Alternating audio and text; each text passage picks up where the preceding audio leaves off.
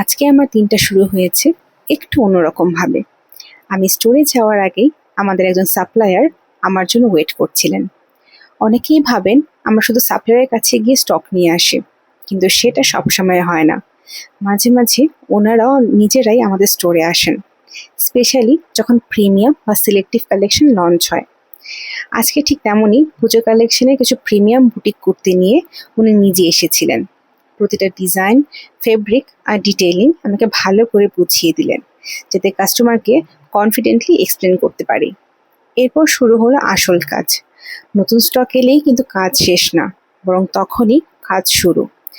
আমরা এক একটা কুর্তি রিচেক করি, কোথাও ড্যামেজ বা মাইনর ইস্যু আছে কিনা সেটা দেখি। এর মাঝেই একজন কাস্টমার শর্টস দেখতে এলেন। কিছু অপশনস দেখানোর পর ওনার পছন্দও হলো, আর সেটাই আমাদের দিনের ছোট্ট একটা হ্যাপি মোমেন্ট। বাইরে তখন বৃষ্টি, কাস্টমার্সও খুব একটা নেই, তাই ভাবলাম নতুন প্রিমিয়াম কালেকশনের ফটো আর ভিডিও শ্যুট করে ফেলি, যাতে ফেসবুক পেজ আর আমাদের রেগুলার কাস্টমার্সদের কাছে যত তাড়াতাড়ি সম্ভব পৌঁছে দিতে পারি।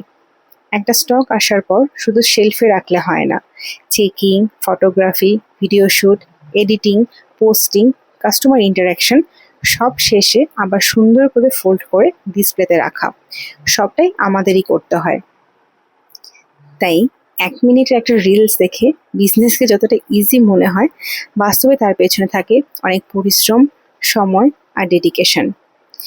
এর মাঝেই আমরা রিচেক করতে করতে দেখি যে একটা কুর্তি ড্যামেজ বেরিয়েছে। See you tomorrow in day 7। By.